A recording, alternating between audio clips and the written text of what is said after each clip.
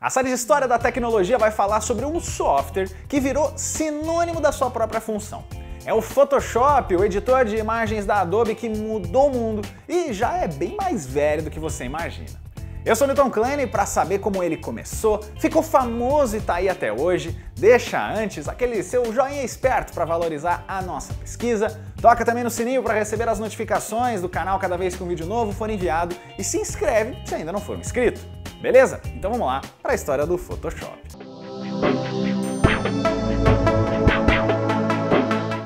A trajetória começa com dois irmãos norte-americanos, o Thomas e o John Knoll.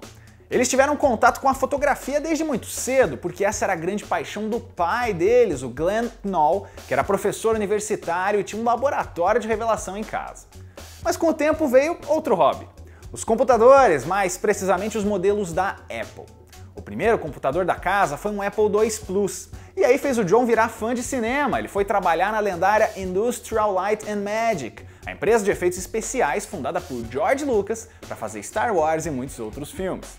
Já o Thomas foi para o lado acadêmico e começou a desenvolver softwares para ajudar nos seus estudos de processamento digital de imagens. Um dos seus trabalhos foi o Display, um programinha muito pequeno criado em 1987 que agrupava várias subrotinas e funções.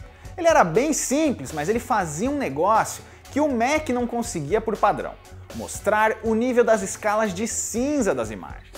Ele mostrou o trabalho para o seu irmão e o John ficou de queixo caído. Aqueles recursos de processamento tinham tudo a ver com o trabalho que era desenvolvido na empresa naquele período, inclusive na ainda embrionária subdivisão de animações, uma tal de Pixar. Com a diferença de ser muito mais barato e também mais fácil de usar. Animado, ele se juntou ao irmão para adicionar mais algumas funções e transformar o programa num visualizador e editor de imagens. Mas eles precisavam de um nome mais comercial e nascia em 1988 o Image Pro. Por alguns meses, eles começaram a oferecer o programa para empresas interessadas, porta em porta mesmo, mas estava difícil fechar negócio. O máximo que eles fizeram foi uma parceria com uma fabricante chamada Barney Scan, que tinha um scanner de slides e filmes de câmera analógica, e aí ele foi lançado em um pacote com o aparelho com o nome de Barney Scan XP. Foram as primeiras 200 unidades vendidas do programa. Em setembro, o John bateu na porta de outra companhia, e ela ficou muito interessada no projeto, tanto a ponto de comprar o software e contratar o Thomas junto. Essa companhia é a Adobe, que já teve a história contada aqui no canal. E agora, com uma nova dona, a equipe correu para fazer o lançamento oficial. E tem um negócio curioso aqui. A primeira versão do Photoshop é a 0.63, de 2 de outubro de 88, e essa build era apenas para uso interno. O nome só foi trocado porque Image Pro já estava registrado por outra marca. E a de março de 89, que é a 0.87, foi a primeira disponibilizada ao público. E só para o Macintosh, como foi por alguns anos. A primeira versão com o nome da Adobe foi a 1.0.7, de fevereiro de 1990. Ela já incluía uma série de ferramentas clássicas de correção de cor, retoques e edição de imagem, mas era mais voltado para os Macs mais poderosos. O código-fonte dele está até hoje disponível no Museu da História do Computador da Califórnia. E se você acha caro o pacote hoje, olha essa. O primeiro Adobe Photoshop custava $895 na época, o que na verdade era uma pechincha para esses editores profissionais, que quase não existiam. Designers gráficos e fotógrafos ficaram apaixonados pelos recursos e o programa caiu rapidinho nas graças dessas áreas. Não era para o usuário comum, aquele que só queria fazer uma montagem. Essa ideia nem existia direito. E fica aí a curiosidade. Você sabe qual foi a primeira imagem editada no programa? Essa aqui, ó, chamada Jennifer in Paradise. O clique é do próprio John e a moça em questão é a então namorada e futura esposa dele, durante férias dos dois numa praia do Caribe. Em junho de 1990, sai a versão 2.0 com a equipe ampliada e novas funções, com uma possibilidade de salvar posições e formatos de recortes, além de suportar outros padrões de cor. De novo, exclusivo para o Mac. E a partir daí, o engenheiro Mark Hamburg também começa a se destacar na equipe. O Windows só viu o Photoshop na versão 2.5 de novembro de 92, mas ela era bem bugada e só saiu bem depois da versão do Mac. De qualquer forma, esse foi um marco para a indústria. Esse era um dos primeiros programas com versões para os dois sistemas rivais. E sabe os layers? Sabe as camadas que são recursos essenciais para o programa hoje? Isso só foi adicionado na versão 3.0 de setembro de 94. Essa novidade revolucionou as edições e permitiu modificações mais precisas, uma finalização mais caprichada. No mesmo ano, a Adobe compra a Aldus, que era uma desenvolvedora de softwares poderosa da época e tinha um editor de imagens bastante usado. Além disso, no ano seguinte ela adquire em definitivo os direitos do Photoshop lá dos irmãos Knoll por 34 milhões e meio de dólares. O Thomas está até hoje na equipe, enquanto o John nunca saiu da indústria cinematográfica, responsável pelos efeitos especiais de diversas produções e até ajudando como produtor executivo de Star Wars Rogue One. Nessa segunda metade da década de 90, câmeras digitais começam a entrar no mercado, facilitando a transferência de fotos para manipulação. E a versão 4.0 de 96 traz o Ações, com atalhos e configurações pré-programados. Já a interface de usuário adota um padrão da Adobe, num estilo muito mais parecido com o que a gente conhece hoje. Em maio de 98 sai o Photoshop 5, com consumidores casuais agora recorrendo ao programa para mexer nas fotos ali um pouquinho, e entre as funções veio a criação de um negócio que inundou a internet no período, os GIFs animados. Ela foi sucedida no ano seguinte pela versão 5.5 num pacote com o Image Ready, aquele famoso editor de gráficos em bitmap que também era bastante usado para conteúdos web, só que agora foi descontinuado. Veio ainda o recurso salvar para a web, também a exportação de PNGs.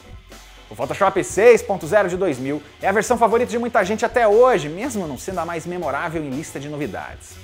Pelo menos ela trouxe uma muito bem-vinda opção de edição de textos. E logo depois veio o primeiro spin-off da família, o Photoshop Elements, um programa muito mais básico, mais leve e principalmente barato.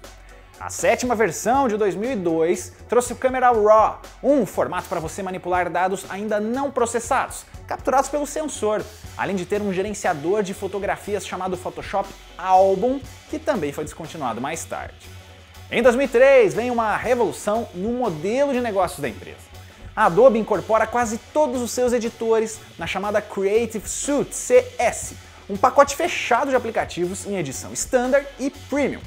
Os pacotes foram bastante criticados na época, especialmente pelo preço, mas ficaram anos em funcionamento. E olha só algumas das novidades.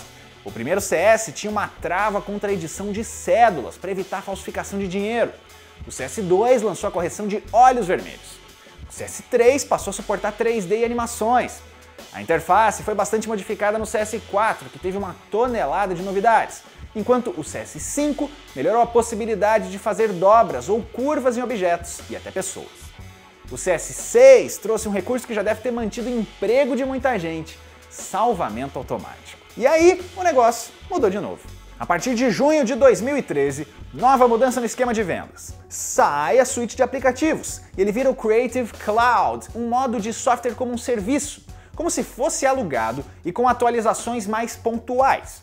Tem gente que odeia esse esquema de vendas, mas é a realidade da Adobe até hoje.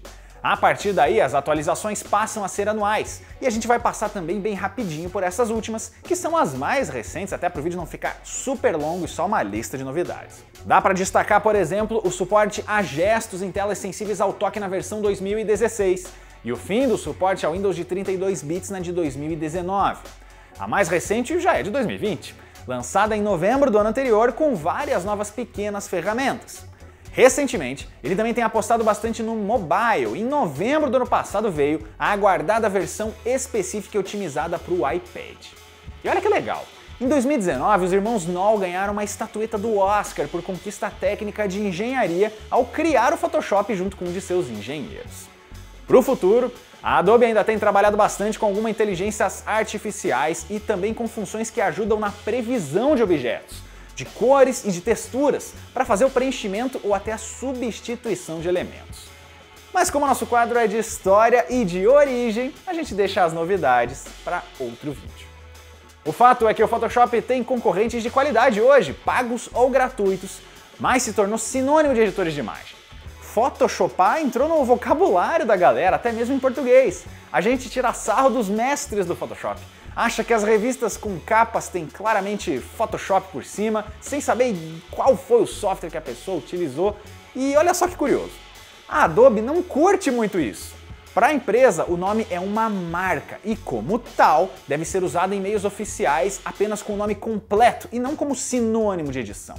Mas claro que nas conversas por aí todo mundo vai falar do jeito que quiser mesmo. E o programa também não vive sem controvérsias. Além da caça que a Adobe volta e meia promove contra quem pirateia ou usa edições antigas do software, o Photoshop levanta aquela velha questão sobre as modificações nas imagens. Afinal, edições em fotos são permitidas até que ponto? Tem sempre que avisar? Quais são as regras? Pós-produção em fotos produzidas profissionalmente é um fato, desde fotos de casamento até tirada em cobertura de protesto político. Nem que seja uma correçãozinha ali na iluminação. Mas alguns fotógrafos fazem também recortes e até apagam pessoas ou objetos. E aí o debate é outro. O que você acha disso? Deixa a opinião aqui, vamos conversar aqui embaixo nos comentários também. E ó, vale usar o vídeo aqui também para homenagear outras pessoas importantes da equipe. Tem o Mark Hamburg, que a gente já falou, ele era o segundo engenheiro contratado, criou várias das funções mais clássicas do Photoshop. O Russell Brown, um dos maiores especialistas do mundo em Photoshop, integrante da equipe desde os anos 90. O Steve Gutman, o gerente de produto da Adobe que cuidou por anos dos editores do pacote. E a Diane Fenster, que não trabalha na equipe, mas é uma fotógrafa e artista pioneira na edição digital de imagens. Tão fã que ela pediu uma cópia antes mesmo do Photoshop ser lançado ao público. O Photoshop ainda tem um formato próprio de trabalho, o PSD, Photoshop Document. Como variante, dá para considerar ainda o PSB para arquivos muito grandes e o RAW para imagens sem camadas. Isso sem contar o DNG, que é uma espécie de negativo digital com os metadados e dados de uma foto. E claro que ele possui vários plugins compatíveis e opcionais, principalmente os filtros. E por fim, vale lembrar que o Photoshop criou uma série de derivados além do Elements. Tem também o famoso Lightroom, que é muito usado por fotógrafos para mexer com iluminação, o Express, que é o app mobile, o Fix, que faz restaurações em fotos com defeitos, o Sketch para esboços e rascunhos e finalmente o Mix, que faz montagens rápidas e simples no celular. E essa história do Photoshop, o rei dos editores de imagem, um sinônimo de ferramenta de trabalho para vários profissionais e pura diversão para muitas outras pessoas. Se você quiser ver a história de uma empresa, de um produto ou de um serviço aqui no quadro, é só deixar o seu comentário aqui embaixo e ó, esse é só um resumo, é só um recorte, muita coisa pode ter ficado de fora, então vamos conversar aqui embaixo nos comentários. As fontes da pesquisa estão aqui na descrição. E não se esqueça de conferir ainda a playlist do quadro, porque aquela história que você tanto quer ver já pode ter sido contada por aqui. Até a próxima!